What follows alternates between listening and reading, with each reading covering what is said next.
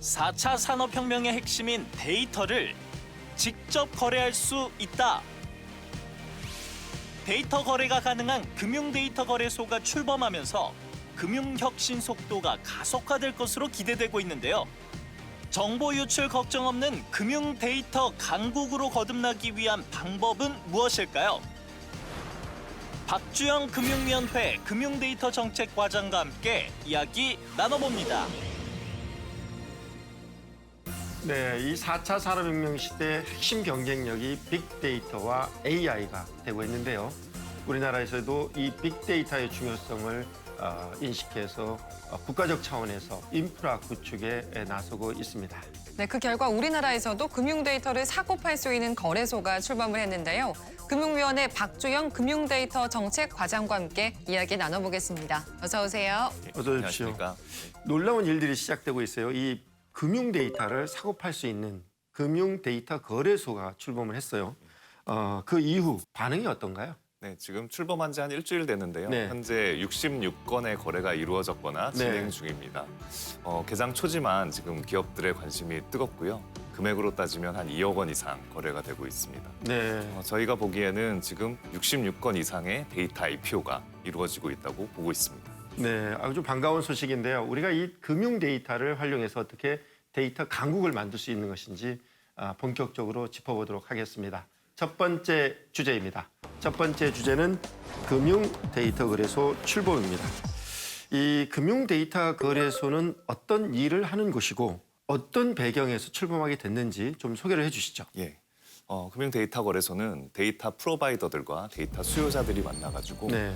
데이터들을 거래할 수 있는 오픈 플랫폼입니다. 그럼 데이터 프로바이더들은 모든 금융기관이 되는 건가요? 네, 금융기관뿐만 아니라 ICT 업체 그리고 통신업체, 유통업체 이런 모든 업체들이 참여할 수 있습니다. 네, 이번에 출범한 금융 데이터 거래소가 KDX 한국 거래소의 데이터 거래소에 이어서 두 번째 데이터 거래소로 알고 있습니다. 이 금융 혁신을 이제 속도가 붙게 되겠네요. 예, 데이터 기반 디지털 금융혁신의 가속화가 될 수 있는 계기가 마련됐다고 생각을 하고요. 그동안 데이터가 필요했던 업체들이 많이 있습니다. 이분들이 해외에서 데이터를 사들이고 그랬었거든요. 이제는 우리나라 데이터를 이용해서 보다 섬세하고 정교하게 마케팅 전략을 수립한다던가 새로운 상품들을 공급할 수 있게 되는 겁니다. 그리고 우리나라에도 데이터 허브가 생기면서 데이터 정보 주권 강화에도 기여할 것으로 보여집니다. 그러면 금융 데이터 하면 되게 모호해요. 어떤 내용들을 담고 있는 정보를 금융 데이터로 보고 있나요? 예, 한마디로 말하면 금융 거래 과정에서 생긴 데이터들입니다. 예를 들면 신용카드를 사용하게 되면 네. 업종별로 얼마나 매출이 나왔는지 그리고 연령별 평균 거래 금액이라든가 이런 것들을 데이터로 수집을 할 수가 있고요. 신용대출을 할 경우에는 연평균 금액이라든가 대출 건수라든가 이런 데이터들을 데이터 거래소에서 구매하실 수 있는 것입니다. 그렇다면 내가 필요한 금융 데이터가 있다. 그럼 어떻게 해야 되죠? 그 데이터 거래소 안에서 모든 게 원스톱으로 다 해결이 예. 되는 건가요? 데이터 거래소에 데이터 공급자들이 데이터들을 쫙 올립니다. 네. 그러면 검색을 해보면 본인이 필요한 데이터들을 볼 수 있고 또한 샘플도 올라가 있거든요. 네. 그럼 샘플을 보시고 그 데이터 공급자에게 또 요청을 할 수 있습니다. 이런 데이터를 요구한다. 그러면 데이터 공급자들이 약간의 마이닝을 거쳐서 수요자들에게 맞춤형 데이터를 공급해주고요. 그리고 데이터 거래소 안에서 거래가 다 완료가 되고 결제 그리고 분석까지도 도와줄 수 있는 그런 공간이 마련됩니다. 네. 그럼 구체적으로 어떤 데이터를 어떻게 사고 팔 수 있는지 알아보도록 하겠습니다. 두 번째 주제입니다. 두 번째 주제는 금융 데이터 사고 판다입니다.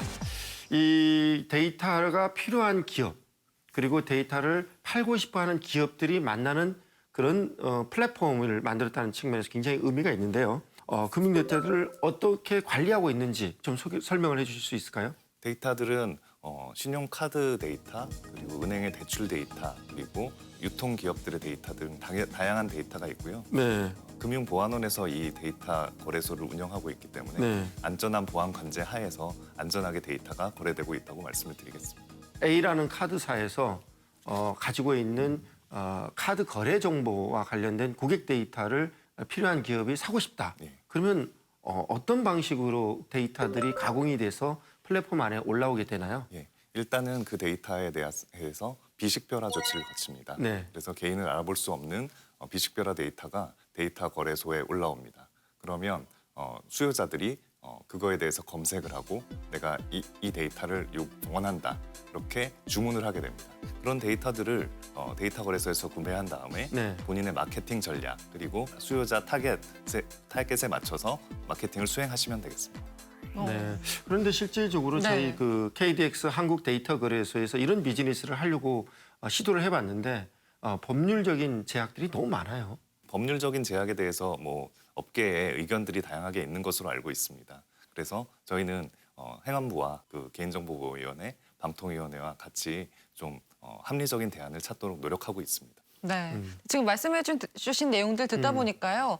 저 같은 평범한 개인도 살 수 있는 건가요, 이 데이터? 예, 데이터 거래소에서는 금융회사나 상거래 기업뿐만 아니라 연구소나 개인 연구자들 그리고 개인들도 상거래 데이터를 거래할 수 있습니다. 네. 그리고 그럼 이렇게 판매된 금융 데이터가 또 어떻게 활용되는지도 궁금하거든요. 네, 소비자들을 위해서 맞춤형 서비스를 제공을 해줄 수가 있는데요. 네. 예를 들면 카드사의 결제 정보 그리고 유통회사의 매출 정보를 이렇게 이용을 하면 소비자들의 소비 습관을 관리해줄 수도 있고요.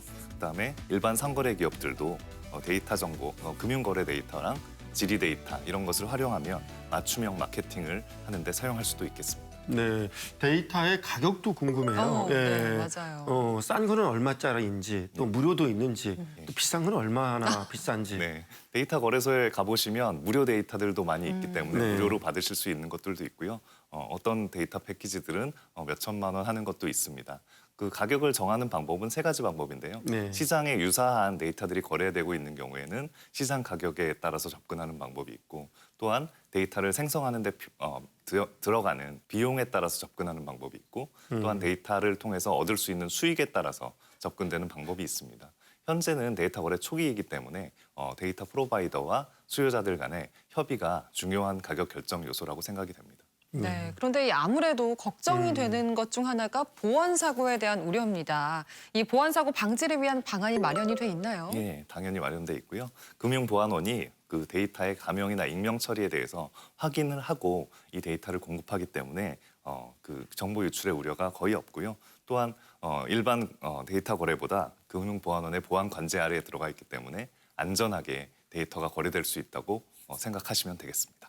네, 이렇게 데이터 거래소가 만들어졌는데 이 데이터 거래가 활성화되려면 법과 제도가 걸림돌로 작용하면 안 될 것 같습니다. 그래서 세 번째 주제입니다. 세 번째 주제는 데이터 강국의 길입니다. 이 대한민국이 이제 전 세계가 데이터 강국으로 가기 위한 고속도로들을 만들고 있어요. 그게 플랫폼이고 데이터 거래소인데 이 오는 8월 데이터 3법 개정안 시행령이 이제 본격적으로 시행이 되면서 데이터를 활용한 비즈니스들이 본격화될 전망입니다. 그런데 이 데이터 3법 시행령 이전 이후 무엇이 달라지게 되나요? 네, 데이터 3법에서 가장 중요한 내용 중에 하나가 가명 정보의 개념을 도입한 겁니다. 가명 정보의 개념을 도입했기 때문에 현재 데이터 거래소에서는 완전히 익명화된 정보만 거래가 되었는데요.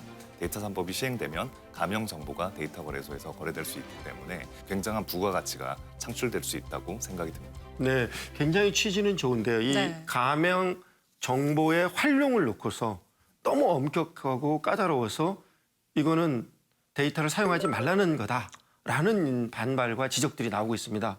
어떻게 생각하세요? 예, 데이터 활용에 있어서 저희가 두 가지 가치를 함께 추구하고 있습니다. 네. 양날개와 같은 것인데요. 데이터의 활용과 데이터의 보호입니다. 네. 그런데 데이터가 안전하게 보호가 되어야 또한 데이터가 그 활발하게 활용이 되는데 기반이 된다고 생각합니다. 그래서 저희가 관계부처와 함께 합리적으로 데이터를 그리고 안전하게 그리고 자유롭게 활용할 수 있는 대안을 마련해 나가고 있습니다. 네. 그런데 이렇게 앞으로 금융 데이터가 활성화가 되면 이걸 활용한 또 새로운 사업들도 좀 기대해 볼 수 있겠네요. 네, 재밌는 아이디어들이 많이 있는데요. 네. 예를 들면 보험 사고 정보와 차량 안전장치 정보를 결합을 하게 되면 차량의 안전장치를 잘 부착한 운전자들에게는 저렴한 보험료만 받는 그런 보험 상품이 나올 수도 있고요.